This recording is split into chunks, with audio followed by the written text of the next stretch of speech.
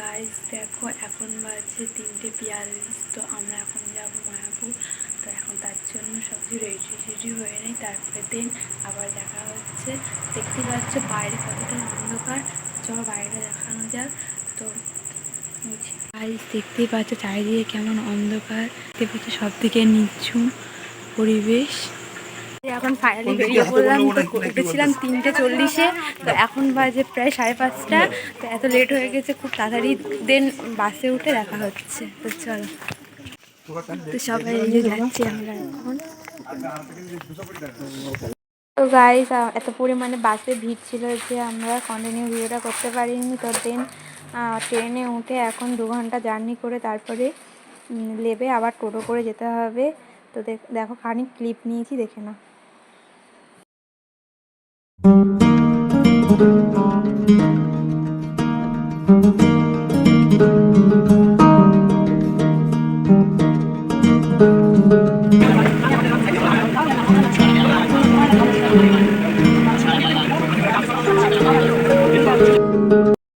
Train থেকে 2 ঘন্টা পরে লেবে গিয়ে ফাইনালি এখন হেঁটে যেতে হচ্ছে। ওভারব্রিজটা পার করতে হতো, বাট আমরা ওভারব্রিজটা পার করিনি, আমরা এখন নিচে দিয়ে হেঁটে যাচ্ছি। তো এই পিঠ থেকে ওই পিঠে গিয়ে আমরা টোটো ধরে মায়াপুর নদীর ওখানে চলে যাব।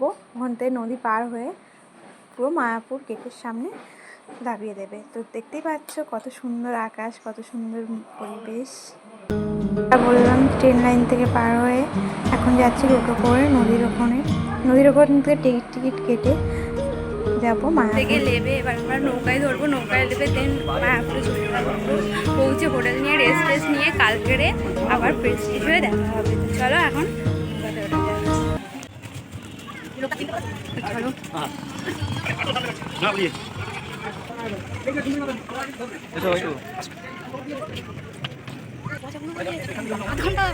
তো আমরা ফাইনালি কি সুন্দর সুন্দর যেতে যেতে কত মন্দির পড়ছে।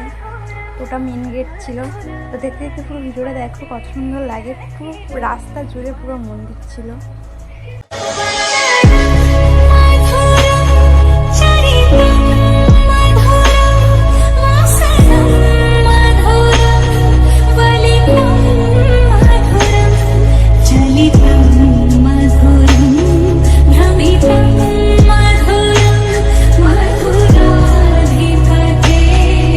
ফাইনালি আমরা মায়াপুরে চলে আসলাম। দেখতে পাচ্ছ মায়াপুরে যে ইসকনের মঠের মাথাটা দেখা যাচ্ছে, কত সুন্দর দেখো।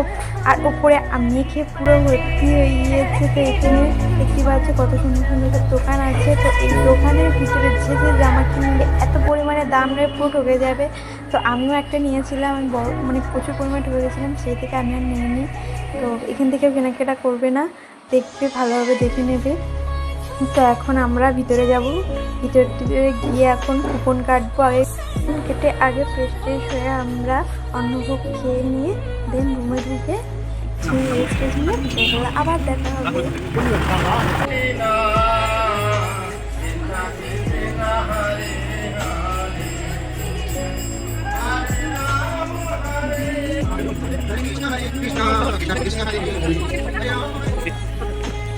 তো আমরা এখন দেখছি কোন রুমটায় থাকলে ভালো হয়।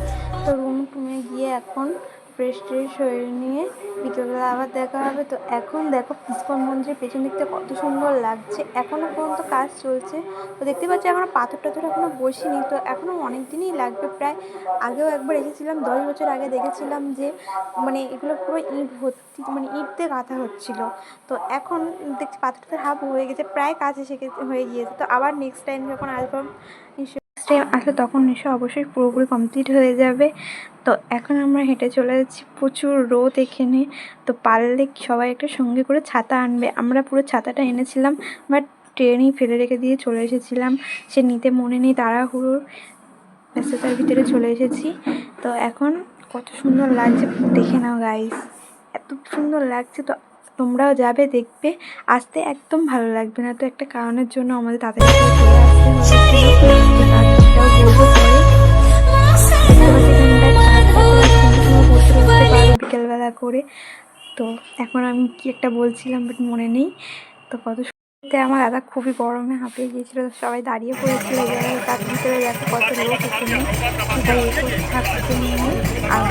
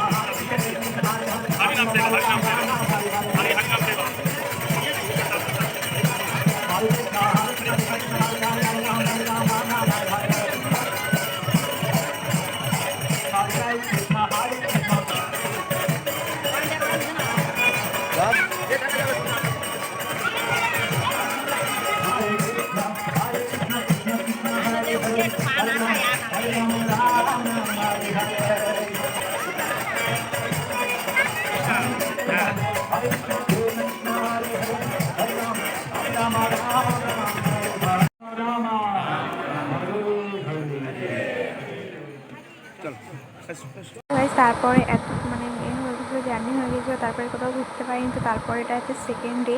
তো সেকেন্ড ডেতে এখন আমরা সব মন্দিরগুলো ঘুরে দেখাবো। মানে মাসির বাড়িতে যাব, যেখানে মাসির বাড়ি বলে। তো আমরা এখন গুপ্ত গুহার ভিতরে ঢুকে গিয়েছি।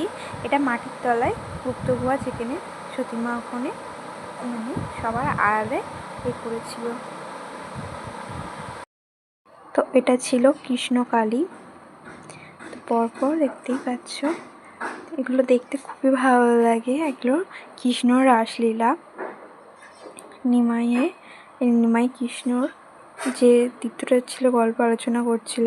তো ফাইনালি দেখো জ্যান্ত হরিণ তো সবাই হাত দিচ্ছে। তো আমি কোনোদিন জ্যান্ত হরিণ এত কাছ থেকে দেখিনি, তো আমিও হাত দিয়েছিলাম। তো খুব ভালো লেগেছিল। এটা ছিল জলের ওপরে মন্দির, এখানে বাবা শিব ঠাকুর আছে, মহাদেব। তো এত লাইটিং,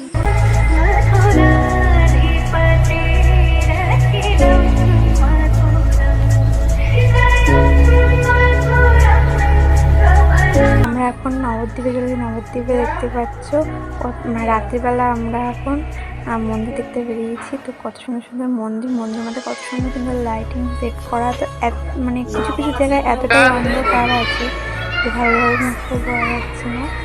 আর তো এখন দেখতে পাচ্ছ গোপাল ঠাকুরের আমরা দোল দিলাম।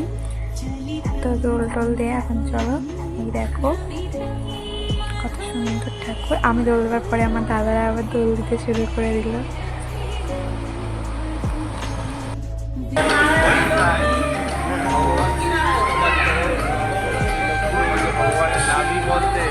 নাভি পথে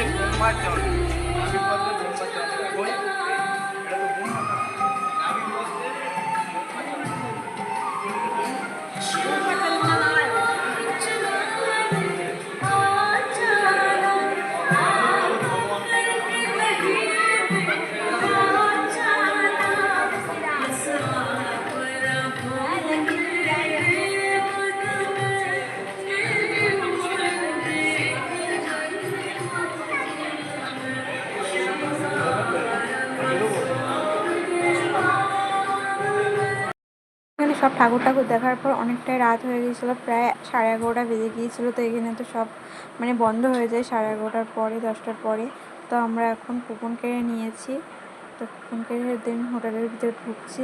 তো এখানে ছিল 2টো করে রুটি, ভাত, সবজি, ডাল, একটা সয়াবিনের তরকারি ছিল, মিষ্টি আর পায়েস ছিল, সাথে চাটনি ছিল। বাট সেগুলো আমি ভিডিও করতে পারিনি, তো ভয়েস ওভার দিয়ে দিলাম। তো এত পরিমাণে গ্যাঞ্জামের কারণে আমি তো ফোনে দেখতে পাচ্ছি সামনে সবাই চলে গিয়েছে প্রায়। এখন আমরা যাচ্ছি পেছনে পেছনে। তো দেখো হনুমান ঠাকুর, কত ঠাকুর, মানে প্রচুর পরিমাণে ঠাকুর যে স্মৃতিগুলো ছিল আগেকার, সেই সব স্মৃতিগুলো পুরো তুলে ধরে রেখেছে। তখন চৈতন্য দেব ওখানে রথ আছে। তো দেখো এখানে কত পরিমাণে মাছ ছিল। মাছগুলোর কালারটা দেখতে পাচ্ছ পুরো রেড কালারের, রেডও না ঠিক অরেঞ্জ কালার টাইপের। তো এখন আমরা খুবই ভালো লাগছে। এখানে কি বলবো, এখানে কেদারনাথ থেকে শুরু করে ছোটো ছোটো থিম পুরো তুলে ধরেছে। তো আমরা সেখানেও যাব। তো সেই যে ওপরে দেখতে পাচ্ছি শিব ঠাকুর বসে আছে। তো এখন আমরা দেখতে দেখতে যাচ্ছি সেই যে আমাদের 7 হাইটের ঠাকুর। তো পুরো কি বলবো, পুরো মুখ উঁচু করে দেখলে পুরো ঘাটটাই ব্যথা হয়ে যায়, যেন ঘাটটা না খুলে পড়ে যায়। তো সাবধানে থাকতে কোনো একটা জিনিসের ভালো আছে যে কোনো খারাপ কোনো লোক নেই। তো যখন গাড়িতে আসবে বা ট্রেনে আসবে তখন নিজের যে পার্সোনাল জিনিসগুলো সেগুলো মানে অ্যাকচুয়ালি মানে করে রাখবে, সাবধানে রাখবে। তো এখানে দেখতে পাচ্ছি কত কৃষ্ণ ঠাকুর যে রাসলীলাগুলো করেছিল। তো এখন আমরা চলে গেছি গুহার ভিতর দিয়ে এখন আমরা বাইরে যাচ্ছি। তো বাইরে গিয়ে এখন যাব আমরা আরেকটা ঠাকুর দেখতে। তো সেখানে সতী মায়ের মানে স্থান ছিল। তো চলো আমরা কিন্তু একটা মহাদেবের মন্দির ছিল, সেখানে গিয়ে আমরা নমস্কার করে, এটা পুরো ফার্স্ট সকালে ছিল। তো নবদ্বীপে আমরা একদিনই ছিলাম, তো একদিন সব মন্দির পুরো দেখা হয়ে গিয়েছিলো। তো এখন আমরা যাচ্ছি ইস্কনে মায়াপুরে। তো ওখানে মায়াপুরের যে এগুলো ছিল সাধুরা, তারা এখন গান করছে। তো গানগুলো এত সুন্দর লাগছে, তোমরা শুনে না।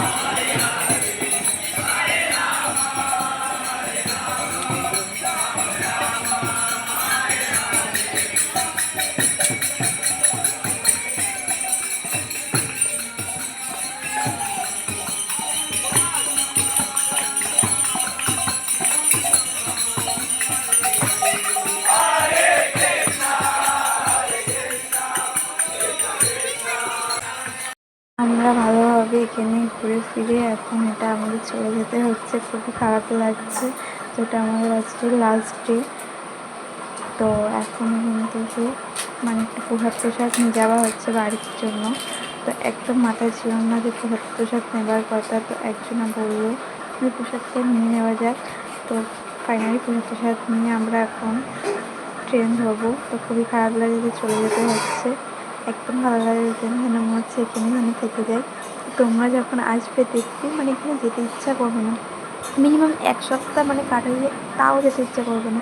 তো আমাদের একটা সমস্যার কারণে চলে যেতে হয়েছিল। তো আমার দাদুর অসুস্থর কারণে বাড়ি ফিরে আসতে হয়েছিল। এই তো যতটা দেখা যায় ততটা হাফ দেখেছিলাম। তো মায়াপুরে সব কিছু সেভাবে দেখতে পারিনি, মানে কিছুটা দেখেছিলাম, কিছুটা বাকি ছিল। তো ভালোভাবে দেখতে পারিনি, মানে তাড়াহুড়োর কারণে চলে এসেছি। তো দেখতে পাচ্ছি পুকুরে এত পরিমাণে মানে মাছ ছিল, বৃষ্টির কারণে দেখা যাচ্ছে না। তো এইদিকে সাইডে 2টো মাছ এসেছে, তো ওর মাঝখানে মানে সবাই মুড়ি দিচ্ছে। এত পরিমাণে মাছ ছিল, মাছগুলো যেন মতো ধরতে, কিন্তু কোনো ধরা তো বারণ, আর ধরতেও ইচ্ছা করে না।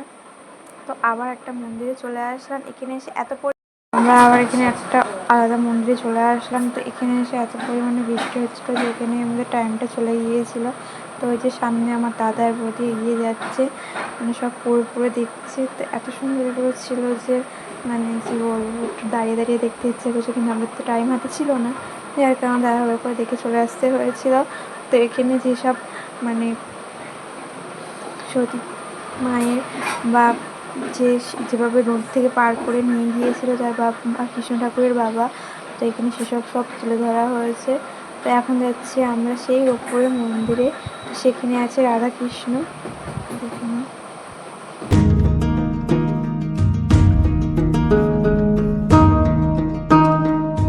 তো আমাদের সাথে এমন কেন হয় সেটাই বুঝতে পারি না। তো আমরা এখান থেকে ঠাকুরটা দেখে সবে মাত্র বেরিয়েছি, বৃষ্টিটা থেমেছে। তো আকাশে এত পরিমাণে মেঘ, তোমাদেরকে কী করে বলবো যে এত স্পিডে আমরা ঠাকুর দেখেছি, মানে বলে আমি যাবো না। তো আমরা এখন সব ফাইনালি সব ঠাকুর দেখা কমপ্লিট হয়ে গিয়েছে। তো এখন আমরা বাড়ির থেকে যাচ্ছি। তো বাড়ি যেতে পর্যন্ত বৃষ্টি বন্ধ নেই। তো খুবই তো কিছু করার নেই, তো এখন বাড়িতেই চলে যাওয়া যাক। তো আজকের ভিডিওটা এই পর্যন্ত। ভালো লাগলে লাইক করুন, শেয়ার অ্যান্ড সাবস্ক্রাইব, পাশে থাকা বেল আইকনটা অবশ্যই ক্লিক করে দেবেন। Tata, bye bye.